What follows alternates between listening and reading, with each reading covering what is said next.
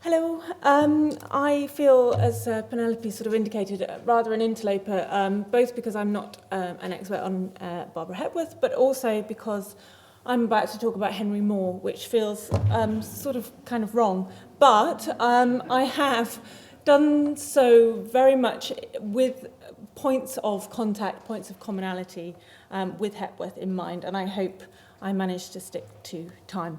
So I'm starting with an image of both these artists very much under enormous bits of stone.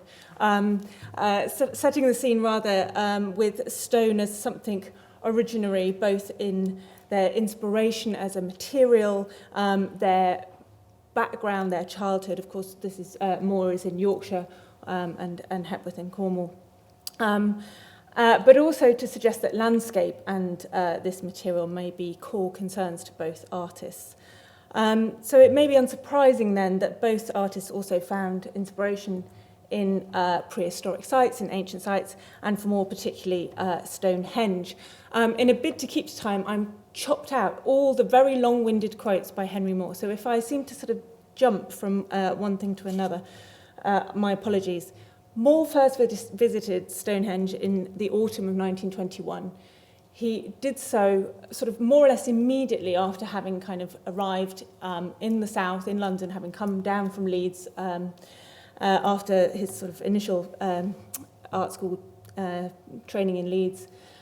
And he was so sort of eager and keen to visit this site that he couldn't even wait till the following morning. So he arrived in the evening and he just sort of rushed and went to visit to Stonehenge by moonlight. And he talks about this enlarging the distances, the depths and the distances seemed enormous to me. His sort of urgency to visit Stonehenge kind of was paralleled about 10 years later by Walter Gropius, who also rushed to see Stonehenge on the first weekend after settling in London in 1933. And, you know, his visit, like Gropius, is reflective of a wider interest in these sites. Stonehenge, just 3 years before Moore's visit, had been acquired for the nation and coincided, of course, with this interest, largely driven by new archaeological discoveries, stimulating this kind of mass taste for this particular strand of British history. I am coming on to the material of it, I promise. So the scientific kind of nature of a lot of the archaeological research relied in many cases on this very kind of dry, accurate illustrations in its publication. And it had to a certain extent sterilize the previously romantic images of these ancient sites in art. The enigmatic and the ineffable presence of Stonehenge, which had offered such kind of imaginative potential to artists for hundreds of years, was at risk of erosion. And artists of the 20th century recognized the site itself as a highly wrought work of art, a powerful form which provided wonder, and wrested this back into the realm of the artist as a model of authentic expression. And this was notably mediated through and used as a justification for abstraction. So these are some of the prints that Moore made much later, which I will actually return to. Just because of the exhibition upstairs, I've put in a Bill Brand photograph. It's got nothing to do with my talk, other than it's highly romantic and of an ancient site. The image on the left, however, is of Stonehenge and are photographs that were included in Circle magazine. So the 1937 publication of Circle, the International Survey of Constructive Art, included photographs of Stonehenge on screen, which was sandwiched between a text by Barbara Hepworth and the contribution of 2 quotes by Henry Moore. It also included a text by Desmond Bernal, who wrote for Circle, and also to an introduction to the catalogue of Hepworth's exhibition of the same year. And he stated, "Neolithic art with its extreme formalism does not represent a primitive stage in the evolution of art, but an apparent step backwards, away from the admirable and living representations of the art of the cave painters. This backward step is illusionary, for Neolithic art is highly sophisticated and expresses the realization that important ideas can be conveyed by extremely limited symbolic forms. So Bernal's kind of comments are echoing a wider theory then, which is much expanded at the time, that these forms are sort of cyclical. There's no linear evolution between sort of abstract to realistic or figurative art. Indeed, the forms that were used by the artists of circle were not novel or inhuman, but inevitable modes of expression employed over various phases of human experience, and as such, concentrated in their power. So the notion then of ancient stones as abstract form, primal not only in their shape but in their material, complemented the concurrent credo that was championed by many avant-garde artists, but particularly by Henry Moore and Barber at Hepworth, of direct carving and truth to materials. This is by working directly with the stone and allowing its natural properties to emerge. Moore and Hepworth and other sculptors were in a sense bridging this ancient and modern world. They're sort of, by working with this resistance to the stone, this resistance to the material, Stokes even talks about this as a kind of rediscovery of the art of the ancients. The hard physical material of Stonehenge contributed to its atavistic, originary and perennial character, its placement and its surface evidencing the trace of an archaic artistic will, which had intensified through its accumulated purpose. It's the intuition of this purpose which informs early abstractions of circle sculptors.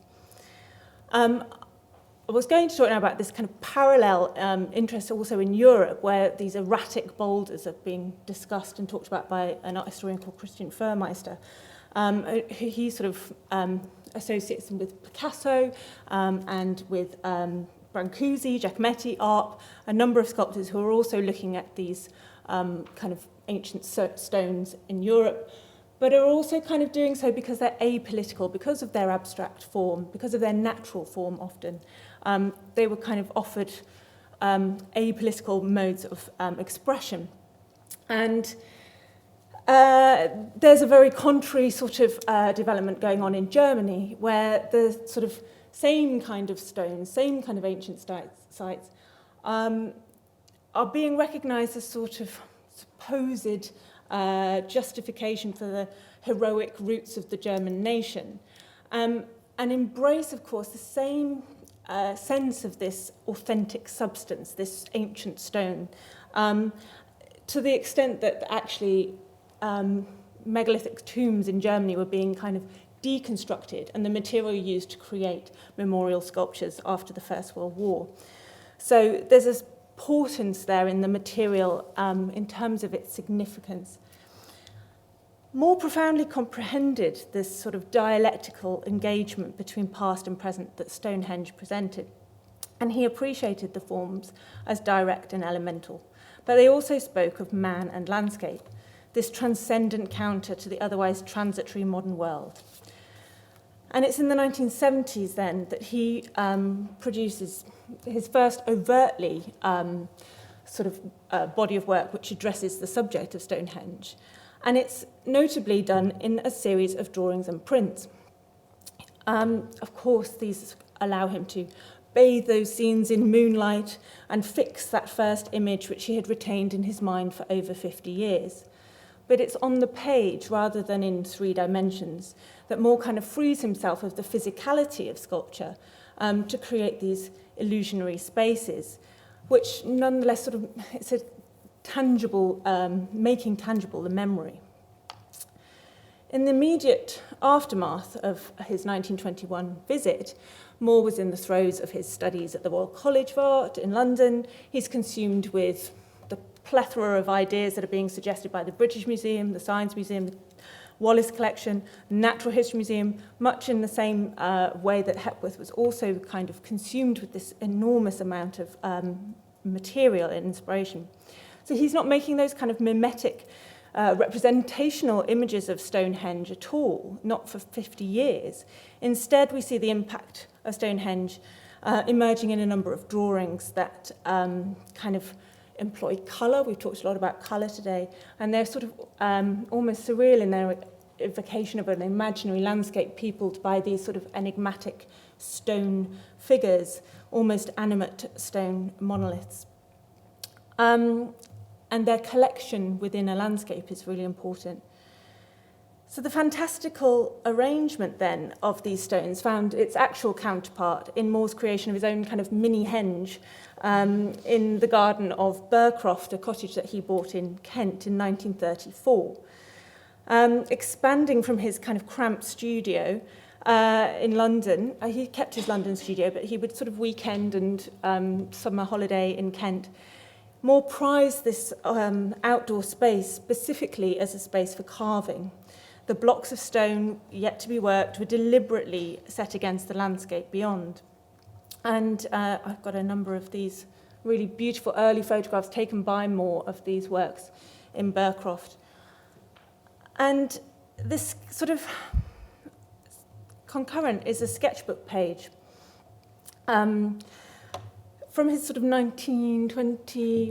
5 to 6 sketchbook.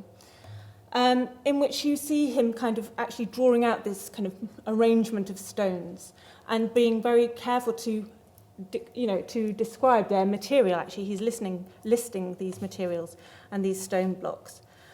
And it kind of seems to have been arrived at through this kind of combination of the sort of somatic experience of actually positioning blocks in stone in the garden of Burcroft and this sort of way that he has in his sketchbooks at the time of ordering his thoughts. So the stones are not only listed in this diagram, but he was also kind of accompanied by the words intensity, big form, opposition of masses, which is twice underlined. Okay, I've really got to rush. So Moore's oscillating then between text and image in kind of digesting these experiences of Stonehenge. And it's really interesting for me in terms of an exhibition I've been working on recently, how often the word mass and opposition of mass or thrusting the masses also comes through these sketchbooks. Interestingly, he also cajoles himself to stay on the big design and the play of masses until power of form is achieved.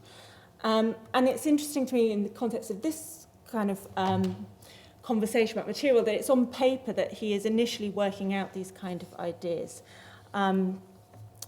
Okay, I'm going to try and... So he doesn't actually make these sort of large-scale animate stone figures of that size. Of course, the blocks of stone that he was able to get and afford when he was sort of in the 20s and 30s were much smaller, and this sort of huge juxtaposition of towering stone figures doesn't actually occur until much later on. Maybe we can talk about the sort of animation of stone at some point in terms of figures in stone.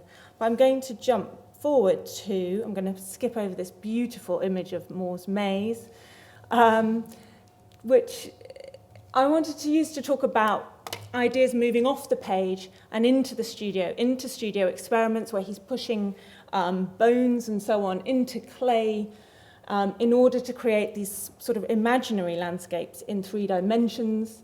And then the culmination of these ideas, quite often to me, seems to find its idea not in stone or bronze, but to really learn the lessons of Stonehenge as a work or assemblage of works through which man can inhabit, can move between.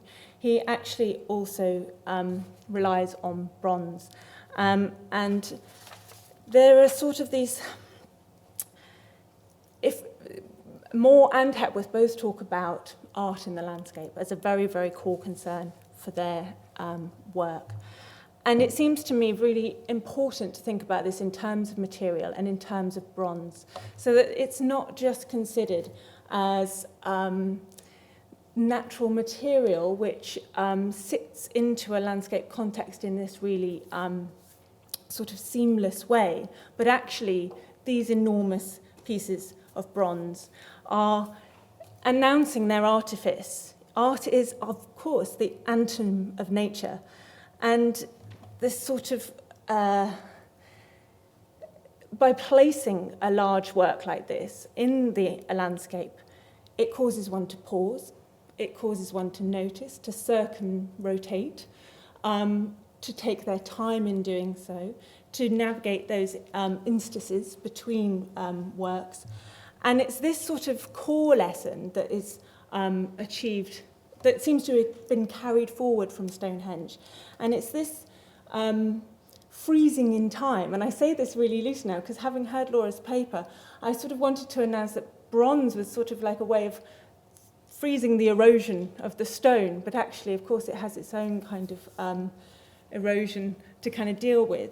But there seems something important about a shift from stone to bronze in order to do these, to kind of expand on those lessons learnt from Stonehenge, so that it wasn't actually all about kind of carving, which was so important in the 30s, but there's a continuation there, for which bronze is really the material from which he can kind of expand on those early ideas.